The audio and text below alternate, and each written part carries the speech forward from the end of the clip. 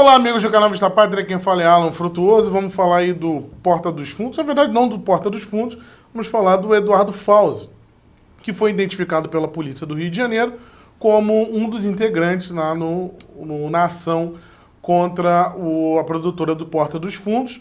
Ele foi identificado, né, dentre os membros ali que participaram jogando coquetel Molotov.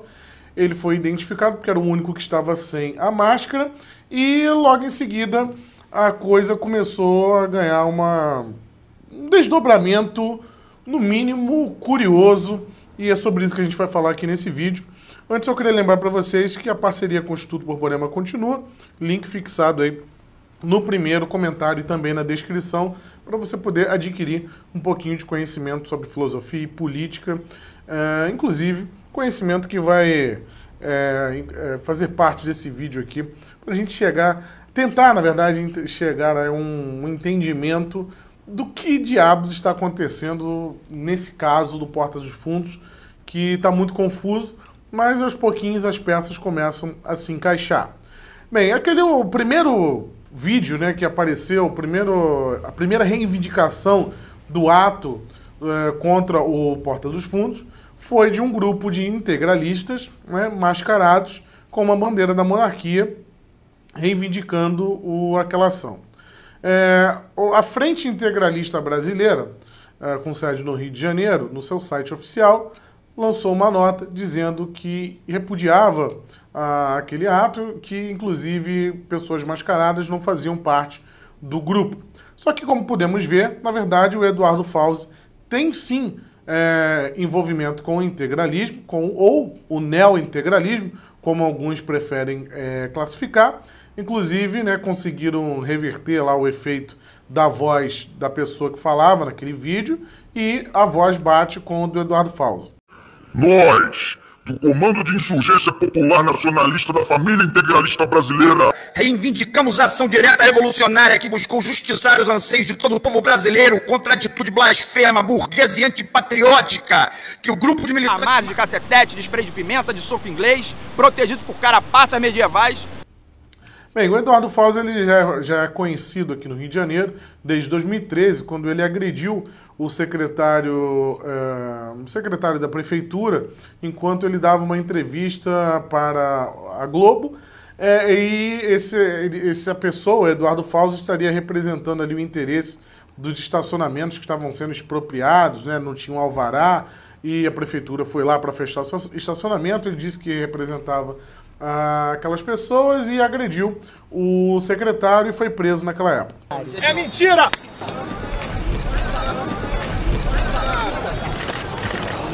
O Eduardo Fauzi, desde então, ele não só é um filiado aí do PSL, mas isso creio que tenha pouca relevância, afinal ele é filiado ao PSL desde 2001, completamente diferente. Quem era o PSL em 2001, então isso para mim é um fato menos relevante. Agora, o que me chamou muita atenção é, como eu falei, o Eduardo Fauzi ele tem sim uma ligação com grupos integralistas, né, e grupos nacionalistas. Um deles é a ACALI com 2 Cs, A-C-C-A-L-E, ACALI nacionalista. Inclusive ele tem várias fotos aí mantendo um papel de liderança dentro da ACALI, participando de palestras, né, e inclusive ele já foi em uma dessas palestras aí que apareceram na internet, algo que começa a encaixar esse quebra-cabeça e entender um pouquinho do que se tratou esse ataque, do que se trata esse sujeito Eduardo Fauzi, quem seria esse sujeito Eduardo Fauzi, e estaria numa dessas suas falas aqui, prestem bem atenção. Possibilidades de organização social que nem é de esquerda nem de direita. Às vezes o cara fala, porra, a Globo é de esquerda, mas por quê? Porque defende maconha, aborto, casamento gay, pedofilia, promiscuidade, adultério. Você não fala de esquerda. A esquerda falando agora de direito. Por quê? Porque defende privatização, defende a reforma da Previdência, defende... Você claramente vê...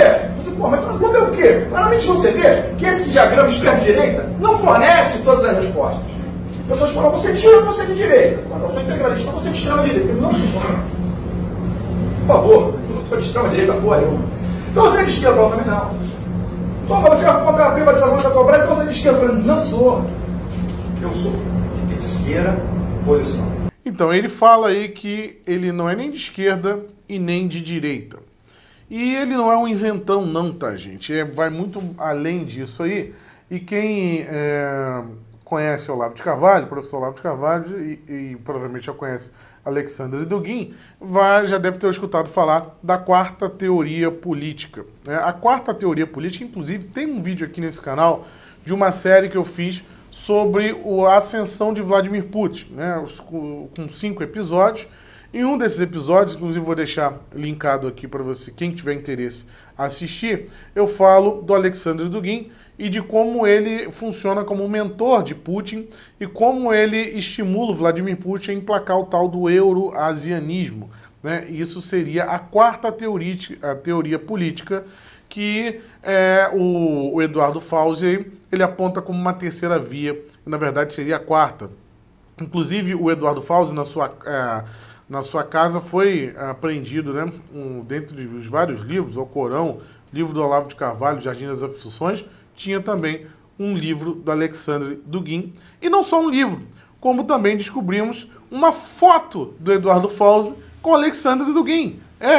Ele foi até a Rússia tirar uma foto com Alexandre Dugin, mostrando que ele sabe muito bem o que está fazendo e do que está falando. Então o Alexandre Dugin ele tenta mesclar ali dentro de várias teorias, várias ideologias, na verdade, não teorias, que já foram implementadas para tentar alcançar o mundo ideal. Na verdade, daí que vem a ideologia, né? Você idealiza um mundo perfeito e para você chegar nesse mundo perfeito, existem algumas etapas que você precisa implementar e dentro dessas ideologias tivemos aí o nazismo, tivemos o fascismo, tivemos o comunismo, todos eles tinham as determinadas etapas que sempre acabavam em genocídio. E o Alexandre Dugin, ele vê no Ocidente, né, um mal, ele vê no liberalismo, na democracia do Ocidente, né, esse estilo de vida americano, um verdadeiro mal que deve ser combatido, e para ser combatido é necessária a implementação desse império eurasiano, né, aí com a ajuda do comunismo chinês da liderança do Vladimir Putin. Inclusive o Dugin, ele vê no Putin, né, quase uma figura mitológica descida na Terra para poder salvar a humanidade, e ele alega que essa quarta teoria política lutaria contra o globalismo, só que utilizando os meios comunistas, os meios fascistas, fazendo uma grande junção, uma mescla de tudo isso.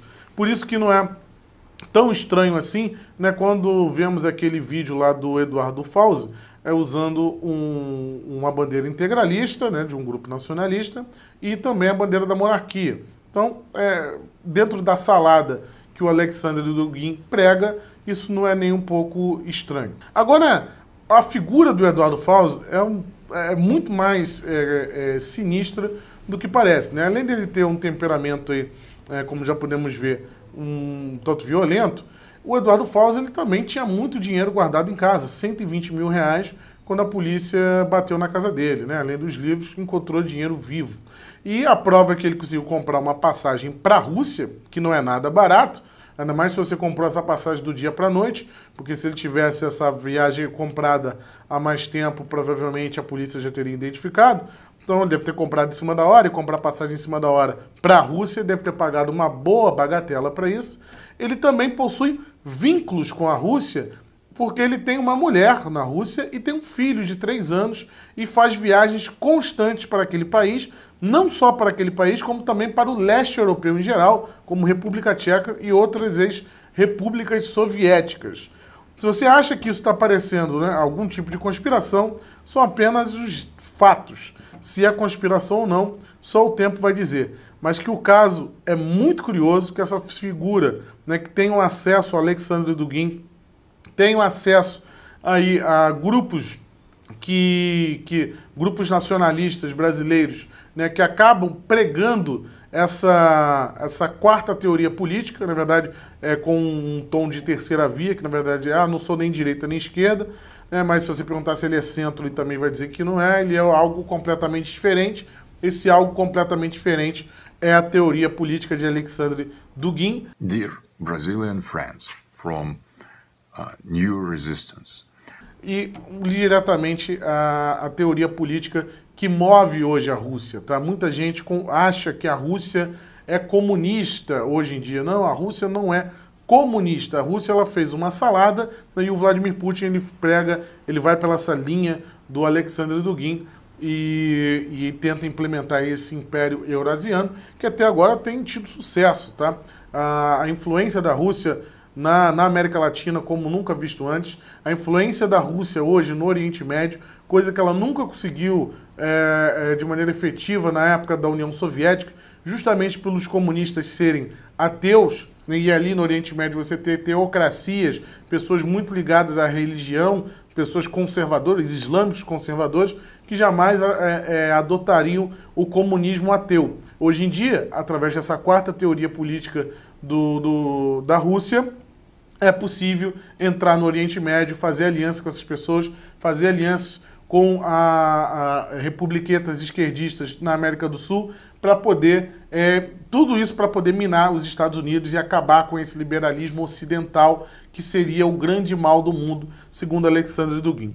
Então, quando a gente vê aquele vídeo do Eduardo Fauzi, né, quando ele faz um discurso quase religioso, muito emotivo, defendendo a fé dos brasileiros, na verdade, isso faz parte aí de uma salada e pode sim, né, ser uma atitude muito manipuladora do Eduardo Fauzi para poder ganhar a opinião política dos conservadores de direita.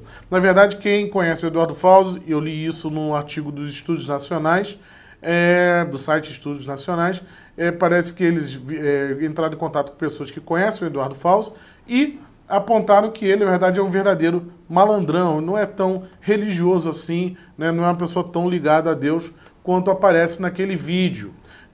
E também tem o fato do Eduardo Fauzi, né, possuir uma justificativa para poder viajar para a Rússia o tempo todo. Ele faz uma dança, né, tem uma dança que ele pratica, que inclusive essa namorada dele também é dançarina, e eles dançam, aí fazem danças para estúdios, fazem apresentações, e essa seria a justificativa para ele ficar viajando o tempo todo para a Rússia. Bem típico caso aí de espião, né, ou de agente duplo que precisa de uma justificativa de fachada para poder entrar e sair de um determinado país. Uma pessoa com a personalidade dele ser apenas um dançarino é algo extremamente curioso. Esse caso aí ainda trará algumas novidades ou não, né? A Polícia Federal, não sei se a Polícia Federal vai conseguir chegar a botar a mão nesse sujeito e descobrir a verdade. Temos o caso aí do Adélio Bispo até hoje, que não sabemos ao certo qual foi ali quem financiou aquela operação, né? No caso do Eduardo Fauzi, vão acabar dizendo também que ele é maluco ou coisa do tipo. Então, é um sujeito aí que já possui um histórico de ativismo, de militância, é ligado sim a grupos integralistas, neo-integralista. O integralismo hoje em dia não é tão centralizado como era o integralismo de Plínio Salgado. Após a morte de Plínio Salgado, que foi o fundador do integralismo no Brasil, que era uma frente nacionalista, ali, inclusive, que lutou contra o governo Vargas ali em 1938, né, e foi perseguido. Após a morte do Plínio na década de 70, esse grupo se ramificou e ficou sendo chamado aí de neo-integralismo, né? Novas vertentes de grupos aí, inclusive que adaptam o sigma que é o símbolo do integralismo, colocando escudos, cada um tem o seu núcleo, o seu grupo de estudos ali e de militância. Então, esse é o Eduardo Fauzi, algo muito curioso. Inclusive o Eduardo Fauzi, não poderia deixar de falar também que o Eduardo Fauzi participou daqueles protestos de 2013 e foi defendido pelaquela militante de esquerda, a Sininho, né? A mesma que defendeu também aquele outro ex-policial, que também era um ativista de esquerda, stalinista e comunista, que foi preso na época, nos protestos de 2013. Depois que ele foi solto, ele fugiu para a Ucrânia e se juntou a grupos russos na luta armada no norte da Ucrânia, né, para poder defender os interesses russos. Então, não é nenhuma novidade, né, que a Rússia tenha agentes duplos, espiões atuando no Brasil. Isso desde a década de 30, tá? Isso aí está documentado na história. Há um vasto número de documentários e livros que mostram a influência, a atuação russa dentro do Brasil, e não poderia ser diferente nos dias de hoje. E às vezes o que a gente acaba achando que é apenas um maluco, um ser isolado, vai se mostrando aí uma pessoa muito bem articulada, bem financiada, bem estabelecida e com um fundamento e com uma ideologia política que planta uma semente para poder causar um distúrbio, uma confusão naquele determinado país e poder ruir o sistema para poder implementar algo novo. Esse algo novo aí seria a quarta teoria política de Alexandre Dugin. Vamos ver se esse sujeito acaba voltando para o Brasil, mas eu acho que vai ser difícil essa altura do campeonato. A Rússia não possui tratado de extradição com o Brasil, mas já foi acionado na Interpol.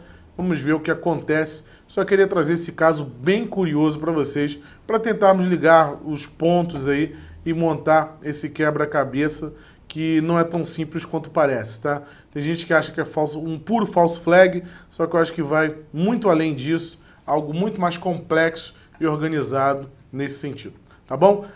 Se vocês quiserem ver mais sobre a tal quarta teoria política de poder, eu vou deixar o vídeo que eu falei da Rússia, do Alexandre Dugin, e vou deixar também um vídeo do professor Olavo de Carvalho anexado aqui embaixo e também no card e fixado aqui nos comentários, tá bom? Muito obrigado a você que assistiu até aqui. Se inscreva no canal, ative o sininho para receber as notificações. Se puder ser um apoiador do canal, agradeço. Até a próxima. Tchau, tchau.